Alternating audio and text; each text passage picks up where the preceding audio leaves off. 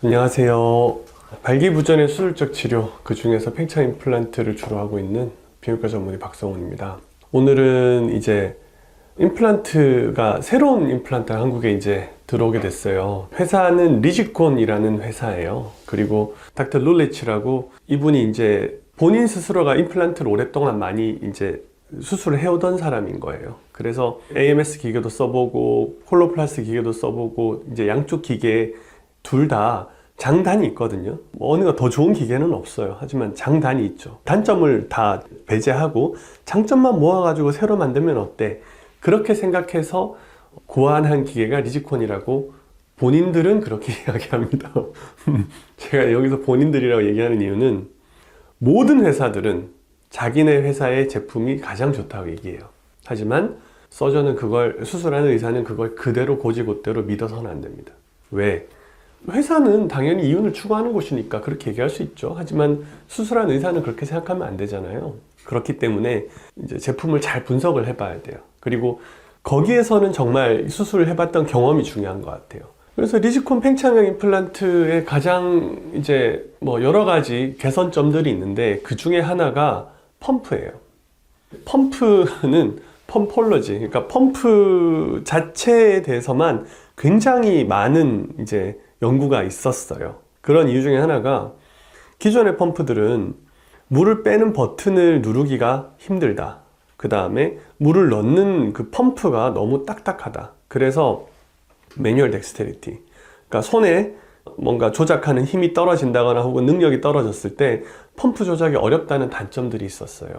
이거를 이제 어떤 점을 가지고 개선하려고 했었냐면 그들이 원하는 바는 뭐였냐면은 한 번 펌프를 누를 때 드는 힘은 적게, 그러니까 좀 더 부드럽게 만드는 거죠. 펌프를 조금 덜 세게, 그러니까 덜 힘을 줘도 펌프가 이제 눌릴 수 있게, 한 번 스트로크 볼륨에 한 번 누를 때 물은 더 많이 들어갈 수 있게. 이게 좀 약간 완전 대치되는 얘기잖아요. 좀 더 세게 눌러야 물이 더 많이 들어갈 것 같은데 그러지 않고 부드럽게 누르지만 물이 더 많이 들어갈 수 있게, 실제로 누를 때 조금 더 부드럽고 그리고 한 번 누를 때 물의 볼륨이 더 많이 들어간다고 돼 있습니다.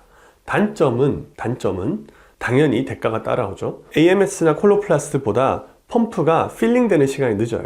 콜로플라스트나 기존 제품들은 빡빡빡빡빡빡 이렇게 눌렀다면 리지콘 제품은 빡빡빡 이렇게 리듬이 좀 늦어요. 물이 차는 속도가 조금 더 늦은 거죠. 하지만 환자의 사용 편의성은 더 증가했다고 보는 편이 맞는 것 같다는 얘기를 해요. 그리고 물을 빼는 버튼 자체도 훨씬 더 누르기 쉽게 돼 있어요. 옛날에는 이렇게 잘 눌리는 느낌이 없었거든요. 지금 기존의 제품들은. 근데 이거는 확실히 눌리는 느낌이 있게끔 이렇게 만들어 놨어요. 기존에 사실 저는 AMS나 콜로플라스트 펌프를 사용하기 힘들다라고 얘기하는 경우들은 엄밀히 보면은 교육을 잘 못한 게 아닌가라고 저는 의심을 해요. 왜냐하면은 제가 수술하고 저희 병원은 이제 펌프 교육만 주로 하는, 전담하는 친구도 있고 저 역시도 이것만 하니까 그렇게 해서 보면은 처음에 한 달, 두 달 정도는 좀 사용하기 힘들어 라고 하시는 분도 있지만 그 이후에도 사용하기 힘들다고 하시는 분은 없었거든요. 하지만 이제 모든 뭐 병원들이나 뭐 모든 환경들에서 항상 이게 펌프 교육을 아주 숙련된 사람이 할 수는 없다 보니까 회사들에서는 펌프를 좀 더 쉽게 사용할 수 있는 걸 고민을 하는 것 같아요. 여튼 그런 면에서 이제 펌프 자체 개선이 있었다. 그리고 실린더를 다시 이제 우리가 좀 얘기해 보자면 실린더의 재질 자체가 변했어요. 옛날에 AMS를 기준으로 이제 보면은 AMS에는 터지지 않게 하려고 컨트롤드 익스펜전이라 그래서 제한적인 팽창을 하게 하려고 거기 안에다가 다크론, 그러니까 섬유 같은 걸 이렇게 씌워 놓은 게 있었거든요. 근데 이게 실린더 겉면이 터지면서 이게 다크론이 노출되면 유착을 일으켜요. 해면체 내부에서. 그러면서 수술이 굉장히 어려워지고 해면체 손상도 심해지고 이런 문제가 있었어요. 근데 이거를 완전히 없애고 그거 없이도 알아서 제한적인 팽창을 할 수 있게끔 재질의 변화를 준 거예요. 제가 항상 생각하지만 임플란트는 결국에는 소재의 싸움이거든요. 이게 신소재 개발하고 신소재를 그렇게 적용하는 게 참 쉬운 일이 아닌 것 같아요. 지금 한창 나오다가 이제 쑥 사라져버린 이야기가 나노 코팅이거든요. 원래 지금 그 임플란트에 하이드로필릭, 콜로플라스 같은 경우는 하이드로필릭 코팅이 돼 있는데 뭐 리지콘 제품도 돼 있다고 해요. 이게 친수성 코팅인데 이거를 조금 더 미세한 입자에서 나노 레벨에서 코팅을 할 수 있게 되면은 훨씬 더 항생제 코팅 효과가 더 좋지 않냐 이런 얘기가 나왔었는데 한 1, 2년 나오다가 또 쑥 들어가더라고요. 그래서 그런 신소재 개발하고 적용하는 게 굉장히 어려운 일인데 아마도 저는 특허 문제가 있지 않을까 의심은 해요.